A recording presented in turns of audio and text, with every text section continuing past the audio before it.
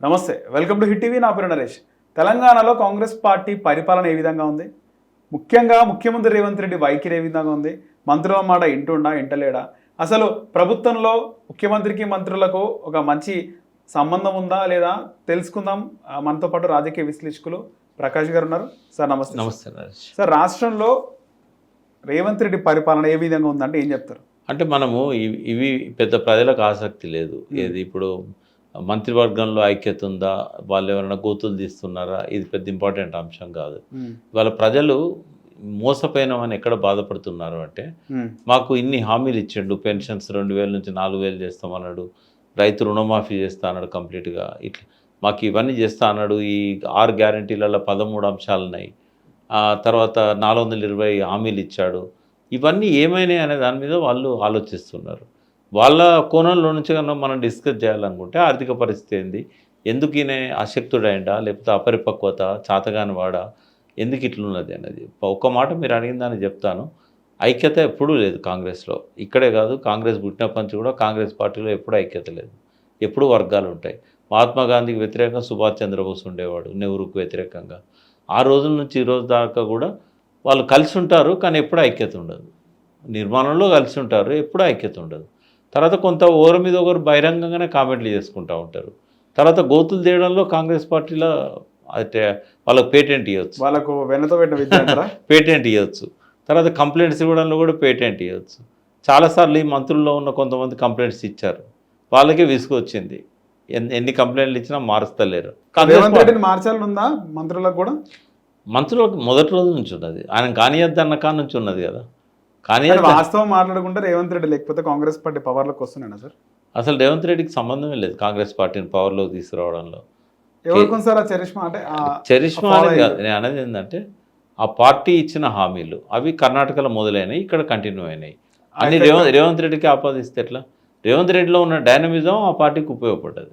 రేవంత్ రెడ్డి చెప్పిన అబద్ధాలు ప్రజలు నమ్మిళ్ళు. రేవంత్ రెడ్డి చేసిన అంటే సునీల్ కనుగోలు అని వచ్చాడు కదా, ఆయనేది ఎక్కువ రోల్ ఉంటుంది రేవంత్ రెడ్డి కంటే.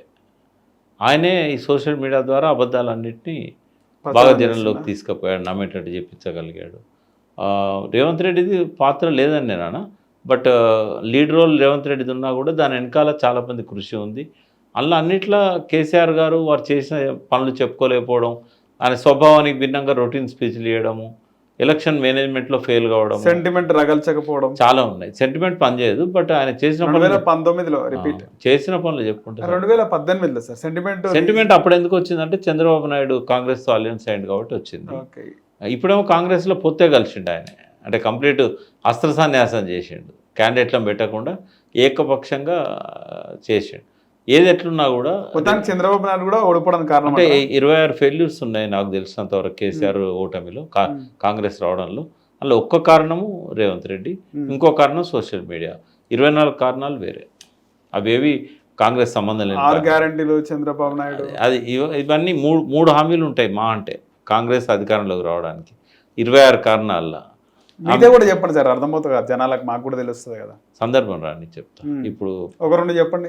అంటే చేసినా చెప్పుకోలేకపోవడం కేసీఆర్. రెండవది బీజేపీతో అని పెట్టుకోవడం. బీజేపీతో పెట్టుకోవడం వల్ల బీజేపీ వెనక్కి తగ్గి ట్రయాంగిల్ ఫైట్ ఉన్న కాడ ముఖాముఖి పోటీలు తీసుకొచ్చింది. అది చాలా చాలా ఇంపార్టెంట్. ఏ ప్రభుత్వం అయినా 10 ఏళ్ళు ఉన్న తర్వాత యాంటీ ఇన్కంబెన్సీని డివైడ్ చేయాలి. బీజేపీతో నేరుగా పెట్టుకుందంటారా? బీజేపీతో బిఎల్ సంతోష్ మీద కేసు పెట్టడము, మోడీని అమిత్ షాని బాగా విమర్శించడం, తిట్టడం. అప్పుడు ఏమైంది? ఈ కారణాల వల్ల మోడీ గారు ఏం చేశారంటే భారత రాష్ట్రంతో పెట్టుకొని చిచ్చు పెట్టిండు, అన్ని ప్రాంతాలకు విస్తరిస్తున్నాడు. ఈయన ఇక్కడనే ఖతం చేస్తే ఇంకా దేశవ్యాప్తంగా ఎదగడు. ఒక్కసారి కాకపోతే మనం ఎట్లాగా అధికారంలోకి వస్తలేము. వాళ్ళు ఏం చేసిందంటే 3 ఏళ్ళ ముందు నుంచి వాళ్ళు ఇక్కడ టీం పెట్టారు. మాదాపూర్లో పెద్ద ఆఫీస్ తీసుకొని కేంద్ర టీం 300 మందిని పెట్టి డబ్బు కూడా బాగా ఖర్చు పెట్టారు. ప్రతి నెల కోట్లలో ఖర్చు పెట్టారు. రాజ్నాథ్ సింగ్ కొడుకు, అమిత్ షా కొడుకు ఇక్కడ సూపర్వైజ్ చేశారు.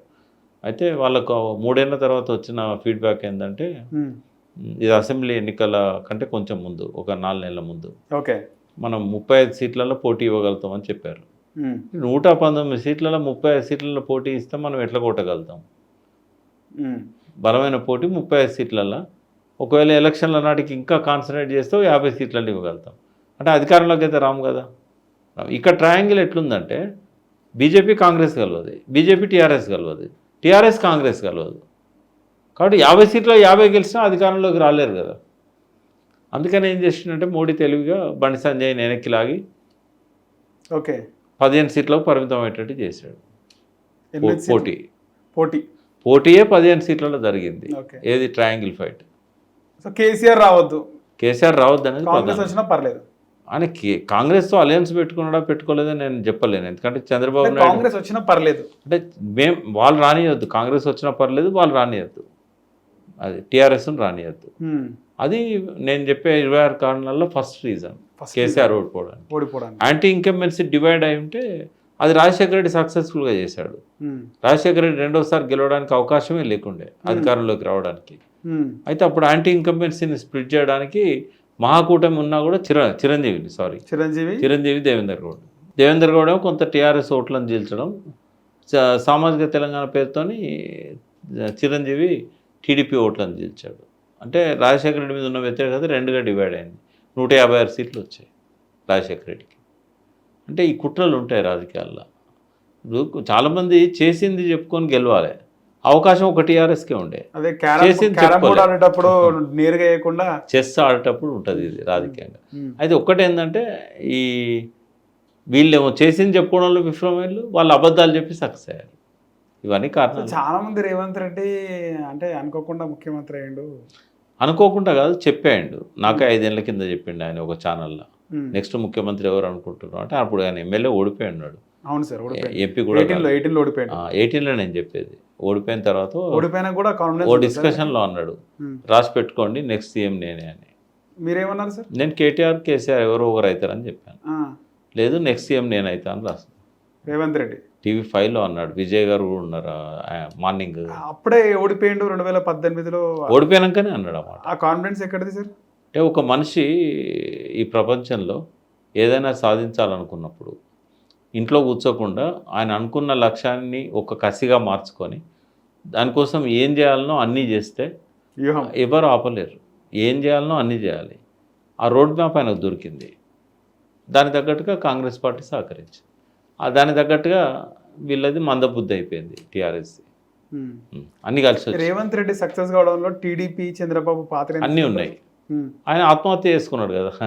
పార్టీనే కంప్లీట్గా పోటీ పెట్టకుండా ఎవరైనా చేస్తారా అట్లా? 10% రోడ్ బ్యాంక్ ఉన్న పార్టీ అట్లా చేస్తుందా? ఫైనాన్షియల్గా సార్ ఎట్లా? అన్ని రకాలుగా ఆయన. ఈయన కాంగ్రెస్ ప్రెసిడెంట్ చేసింది కూడా ఆయన.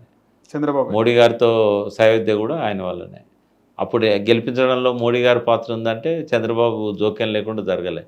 కాంగ్రెస్ ప్రెసిడెంట్ అయినంటే చంద్రబాబు జోక్యం లేకుండా జరగలే. ఇవాళ ఆయన కొనసాగుతున్నాడంటే చంద్రబాబు జోక్యం లేకుండా కొనసాగదు. మోడీ గారు అందరినీ కూల్చేస్తాడు. అంత మంచిగా ప్రేమతోని ఈయన ఎందుకు దగ్గర తీస్తున్నాడు? ఒక్క మాట కూడా పెద్దగా అనకుండా. ఇవన్నీ కుళ్ళు రాజకీయాలు. వీళ్ళ బయటికి చెప్పేది ఒకటి ఉంటుంది, లోపల ఉండేది ఒకటి ఉంటుంది. మొత్తానికి రేవంత్ రెడ్డికి అన్ని కలిసి వచ్చిందా సార్ టైం అంతా? రేవంత్ రెడ్డి అదృష్టవంతుడు. ఇవన్నీ కలిసి వచ్చినాయి. డైనమిజం ఉంది ఆయనది. ఒక్కటే ఏంటంటే ఒక థింక్ ట్యాంక్ ఆయన వెనకాల లేదు. ఒక థింక్ ట్యాంక్ ఉంటే ఒక మంచి మెంటర్ ఉంటే రేవంత్ రెడ్డి 10 ఏళ్ళైనా ఉంటాడు. వింటలేడు ఎవరి మాట అని చెప్పి కూడా తెలుస్తుంది. అదే కదా, ఇవన్నీ ఒకసారి ఆ స్టేజ్కి వచ్చిన తర్వాత విన్నారా సార్? ముఖ్యమంత్రి అయిన తర్వాత అహం ఇవన్నీ పెరుగుతాయి బాగా. అవి ఎవరైతే స్థితప్రజ్ఞత అంటాం కదా, పివి నరసింహారావు లాగా, ఆ స్థితప్రజ్ఞత ఉన్నవాడు పెరుగుతాడు. కేసీఆర్ గారు కూడా ఫస్ట్ 5 years చాలా బాగుండే. తర్వాత 5 years ఆయన కూడా ఇట్లాగే తయారు. ఎవరి మాట వినలే. అంటే ఎవరి మాట ఎవరు ఆయనకు చెప్పాల్సినంత అవసరం లేదు, కానీ లెక్క చేయలేదు అంతే. కొంచెం ఆయన కూడా అది పోగొట్టుకున్నాడు. అది అంతకుముందు ఉన్న ఆయన స్వభావానికి భిన్నంగా ఆయన వ్యవహరించాడు. దాంతో కొంచెం ఆయనకి ఇబ్బంది అయింది. ఏదేమైనా కూడా తెలంగాణకు రేవంత్ రెడ్డి ఒక ఫెయిల్యూర్ ఎగ్జాంపుల్గా మిగిలిపోతాడు. పథకాలు కొన్ని బాగానే ఉన్నాయి కదా సార్. ఇప్పుడు ఫ్రీ పథకాలు చాలా ఉన్నాయి. నేనది అమలయ్యే పథకాలు బాగానే ఉన్నాయి. అమలయ్యేటి కొన్ని ఉన్నా కూడా ఫోకస్ దేని మీద పోతుంది? రైతులకు నేరుగా వాళ్ళ అకౌంట్లోకి వచ్చే డబ్బుల గురించి ఉంటుంది. రైతు బంధు ఇచ్చిండా? దాదాపు రైతు భరోసా 3 పంటలకు ఇవ్వనే లేదు కదా. కానీ 20,000 కోట్లు రుణమాఫీ చేసింది కదా. 45,000 కోట్లు లెక్క ఆయన చేయాల్సిందే. సగం మందికి కూడా రాలే కదా. అదే వాళ్ళందరూ యాంటీ. అందరూ యాంటీ అవుతారు. పెన్షన్ పెంచలే కదా. తర్వాత చాలా ఆయన ఎన్ని హామీలు ఇచ్చిండు. ఆడపిల్ల స్కూటీలు ఇస్తా అన్నాడు. ఎవరికి వాళ్ళు ఆశపడతారా? ఆశపడరు. మరి వాళ్ళ లోపల కోపం ఉండదు.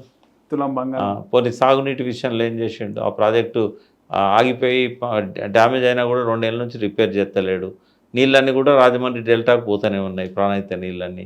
ప్రతిసారి 1,00,000 కోట్లు తిన్నాడు అంటారు. ఇప్పుడు ప్రజలకు కూడా అర్థమైంది 1,00,000 కోట్లు ఖర్చే కాలేదు, 1,00,000 కోట్లు తింటే ఇవన్నీ ఎక్కడి నుంచి వచ్చినాయి అనేది అర్థం కదా. ఎన్నికలు దగ్గరకు వచ్చినప్పుడు ఎట్లుంటుంది సార్ పరిస్థితి తెలంగాణలో? ఏమో అప్పటిదాకా రేవంత్ రెడ్డి కొనసాగిస్తారా లేదా అని చెప్పలేము మనం. మీనాక్షి నటరాజన్ వచ్చాక షీఈ్ నోబుల్ పర్సన్, మంచి తెలివి కల్లది, ప్రజల పట్ల ప్రేమ ఉన్నది. ఈయన చేసే అవకతవకల గురించి ఆమె రిపోర్ట్ చేస్తుంది ఇన్ఛార్జ్గా. మరి వాళ్ళు ఈయన పట్ల కొద్దిగా అంటే ముభావంగా ఉంటున్నారు, కొంత వ్యతిరేకత కూడా పెరిగింది. ఎందుకంటే ఇప్పటివరకు వాళ్ళు ఇక్కడికి వచ్చి ప్రజలకు థ్యాంక్స్ చెప్పలేదు గెలిపించినందుకు. రాహుల్ గాంధీ 2 సార్లు వచ్చి మీడియాకు చాటేసిపోయాడు. ఆ ప్రోగ్రాం వరకు మాట్లాడండి మీడియాలో, కానీ ప్రత్యేకంగా తెలంగాణ విషయాలలో మాట్లాడలేదు. హామీలు ఇచ్చింది వాళ్ళు, నమ్మించింది వాళ్ళు, రేవంత్ రెడ్డిని చూసి కాదు కదా ఓటేసింది. కొత్తగా స్కీమ్ కూడా పెట్టండి కదా సార్, రాజీవ్ యువ వికాసం. ఏమన్నా పెట్టనియండి, రాజీవ్ గాంధీ పేరుతో ఏ స్కీమ్ పెట్టినా కూడా అవి ఖచ్చితంగా అమలు చేస్తే ఆ స్కీమ్ వరకు ప్రజల లోపల ఆ సానుభూతి. ఇప్పుడు కేసీఆర్ తక్కువ చేసిండు అన్నప్పుడు ఎన్ని పథకాలు, ఎంతమంది, ప్రతి కుటుంబం లబ్ధి పొందింది కేసీఆర్ పాలనలో ఏదో ఒక రూపాన. మరి వేసిండ్ల ఓట్లు 60% మంది వేయలే కదా, 61% మంది. ఇదంతే, లబ్ధి పొందినంత మాత్రాన్ని వేస్తారా?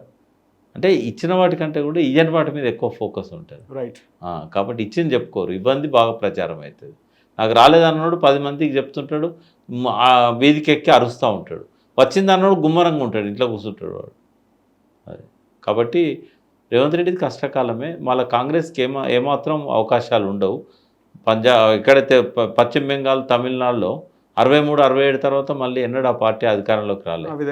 ఆ విధంగా అవుతుంది. అంటే మా తరమే కాదు, మీ తరం కూడా మళ్ళీ కాంగ్రెస్ను తెలంగాణలో చూడదు, వచ్చే అవకాశం లేదు. ఎందుకంటే కామరాజ్ లాంటి గొప్ప లీడర్స్ మట్టి కొట్టుకుపోయారు అక్కడ. సిద్ధార్థ శంకర్ రాయ్ బెంగాల్లో చాలా పెద్ద లీడర్, ఇండియాలోనే 1 ఆఫ్ ది టాప్ సీఎంలలో ఉండే. కామరాజ్ గారు అయితే నెహ్రూ కిందరాకు పాఠాలు నేర్పేది, వాళ్ళే రివైవ్ చేయలేకపోయారు. అంత మంచి ముఖ్యమంత్రులు పోయిన తర్వాతనే రాలేదు. ఇక్కడ ఇంకొక ప్రాంతీయ పార్టీ ఏదైనా భవిష్యత్తులో రావచ్చు, ఒకసారి అట్లాంటి కవిత కావచ్చు, ఇంకోరు కావచ్చు. ఇప్పుడైతే అవకాశం లేదు. వచ్చిన తర్వాత ఈ 2 ప్రాంతీయ పార్టీ డిఎంకే, అన్నా డిఎంకే లాగా ఉంటుంది. ఎందుకంటే జాతీయ పార్టీలకు ఇక్కడ భవిష్యత్తు ఉండలేదు.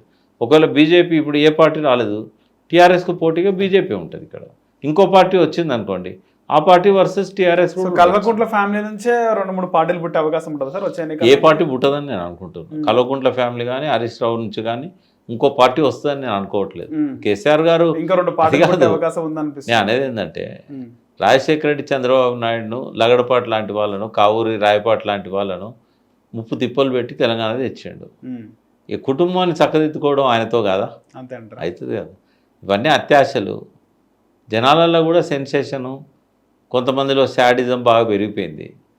వాళ్ళు అట్లా ఆలోచిస్తూ ఉంటారు, ఆశపడుతున్నారు. కానీ మాలాంటి వాళ్ళం ఉన్నాం కదా, అంత దూరం రాణిస్తామా? హిట్ టీవీ యాప్, ఇందులో short news, live news, entertainment shows, movies, digital magazines తో పాటు మీ జిల్లా వార్తలను కూడా ఫ్రీగా చూడొచ్చు. ఇంకెందుకు ఆలస్యం, వెంటనే హిట్ టీవీ యాప్ ని డౌన్లోడ్ చేసుకుని ఫ్రీగా ఎంటర్టైన్మెంట్ పొందండి. Hit TV app. Hit TV app. Please download hit TV app. Hit TV app ని ఫ్రీగా డౌన్లోడ్ చేసుకుని ఎంజాయ్ చేయండి. మీకు నచ్చిన ఎంటర్టైన్మెంట్ కోసం హిట్ టీవీ యాప్ ని ఫ్రీగా డౌన్లోడ్ చేసుకుని ఎంజాయ్ చేయండి. హిట్ టీవీ యాప్ ని డౌన్లోడ్ చేసుకుని ఆస్వాదించండి, ఆశీర్వదించండి. ఇంతమంది సెలబ్రిటీలు హిట్ టీవీ యాప్ ని డౌన్లోడ్ చేసుకోండి అని చెప్తున్నారంటే ఎంత మంచి యాప్ ఆలోచించండి. అమెరికా అమెరికా అమెరికా అమెరికాలో చదవాలనుకునే వాళ్ళకి విశ్వసనీయమైన పేరు మన శౌర్య కన్సల్టెన్సీ. UK లో 1 year masters. UK లో 1 year masters. 2 years work permit up to 5 years visa. Contact Saurya Consultancy. Contact 89851 89851.